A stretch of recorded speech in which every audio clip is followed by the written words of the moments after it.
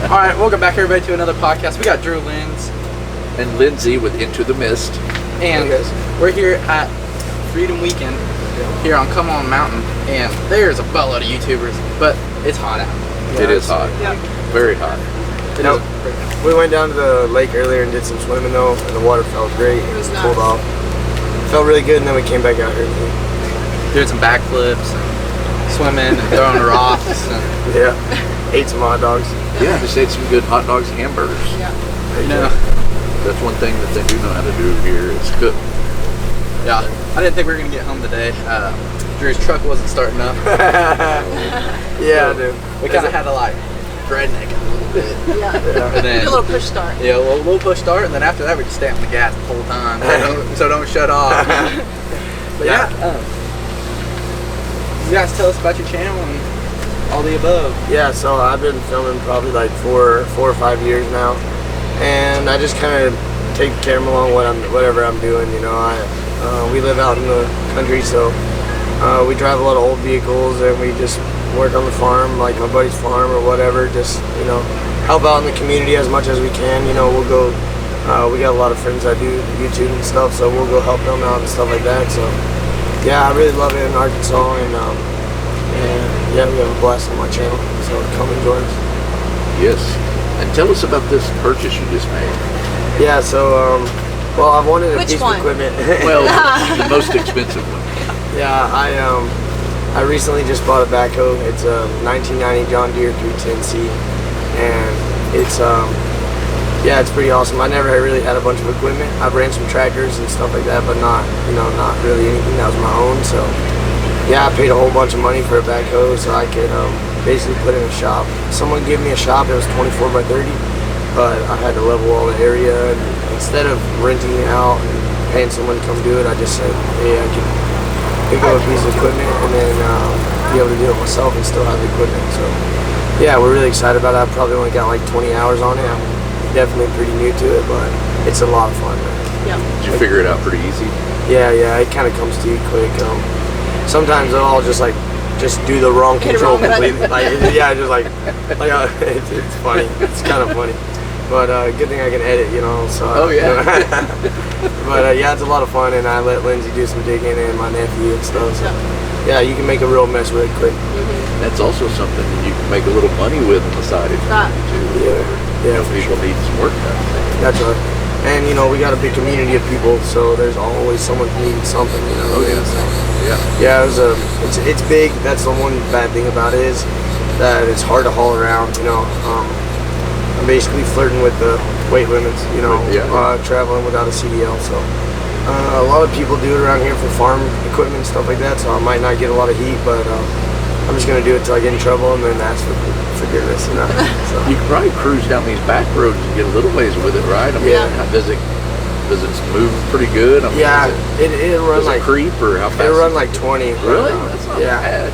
Yeah, but starts bucking it. Oh yeah, you gotta slow it down and stuff. Yeah, it's better to just put it on a trailer probably. Oh yeah. My people that are close anyway.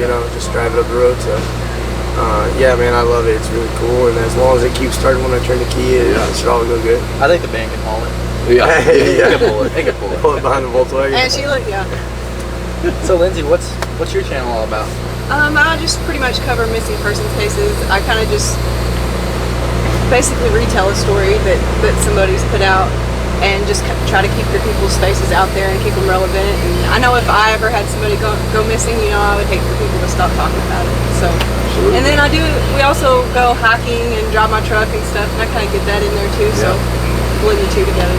Yes, I did see one of the videos here actually just recently. That plane crash site or something. Yeah, I did Amelia Earhart that week. Yes, so I think you're probably the only one that saw that video. It was like probably one of the hardest videos we worked for, and like the least amount of views on our channel. That's how it goes. We had talked about going though, like probably a year before that. We tried to take the kids, and then we went on a different.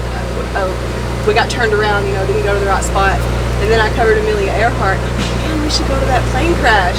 I mean, we nailed it first try. That was his third try to go out there. Yeah, I've tried to get up there before. Once you get to the bottom of the hill, I mean, it's okay hot going up there, and then you get to the bottom of that hill, and it's just straight up. Is it really? Yes. Yeah, so basically this plane was coming out of like southern Arkansas, and they were headed to Texarkana.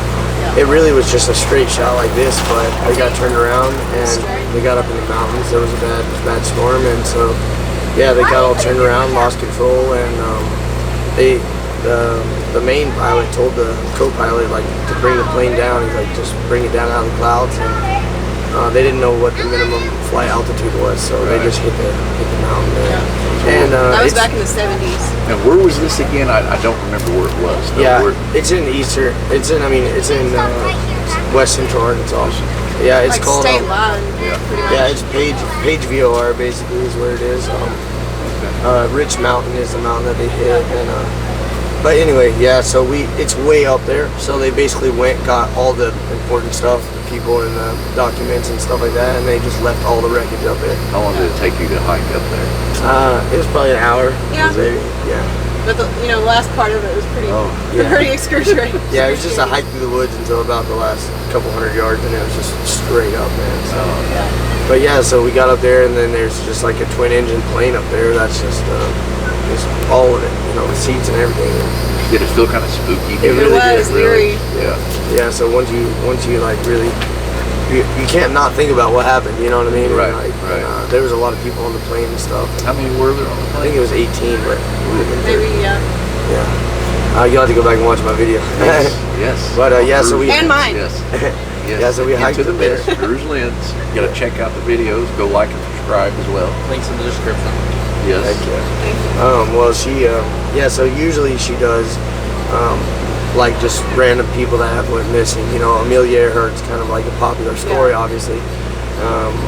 I don't really know why we did that. I think it was in the news a lot because there was a theory that she got eaten by some crabs. Yeah. But mostly it's just Jane Doe that just went missing, and just to be able to put the message out and just help share the word. You know what I mean? So tell us about your trip that you took last year after Freedom Fest last year. Yeah. So last year when we did this, I left the next day, which I was supposed to leave from Freedom Fest, and then we had some car problems. But anyway, I took, I went to 15 states, 8,000 miles in 90 days. And I stopped by their place actually.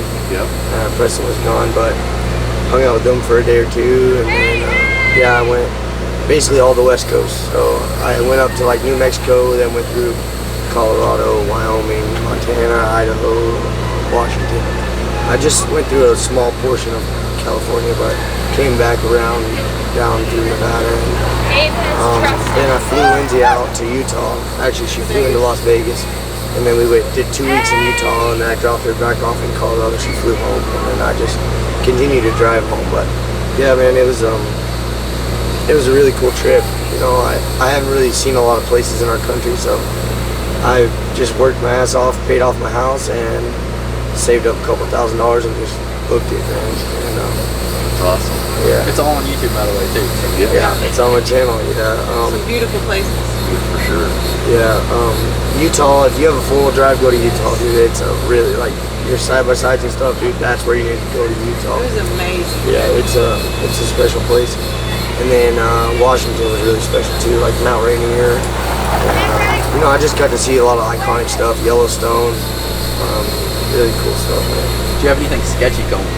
Since you were traveling, you're in the van. The mirror. Yeah, when I was in Montana, there's a really, the people that know, they know it's either Montana or Idaho. It's right on the border of the two. There's a mountain called Homestead, and the Volkswagen is air-cooled and it's really slow. It's like only 60 horsepower, so it just doesn't go very fast, and it definitely doesn't go fast up hills. Jeez, bang bang. So we have some people celebrating our freedom today out there. So. Exactly. But yeah, I was going up this mountain, and I was probably going about 25, just with pedal to the floor, Flat knuckle grip. Right. I saw this tanker truck about like a mile ahead. I'm like, maybe I can catch him and I can get in front of him. He can kind of block for me. And because it's 75 miles an hour, people are just blowing You're past. going like 25? Yeah, man, there was times it was worse, but so I just barely catch up to this tanker truck right at the top of the hill, and I get in front of him, and thinking that he'll just kind of block for me. People go around him. Well, somebody that was hauling ass went around him and changed into my lane, and they didn't see me. So I'm just, you know, already nervous going down this giant mountain. Yeah. And I look back and there's a ton truck, like a 1 ton, like welder, bottles, everything on the back, and all the tires are smoking. He's headed towards me, and I don't know why, but I just closed my eyes. I didn't know what to do. I just closed my eyes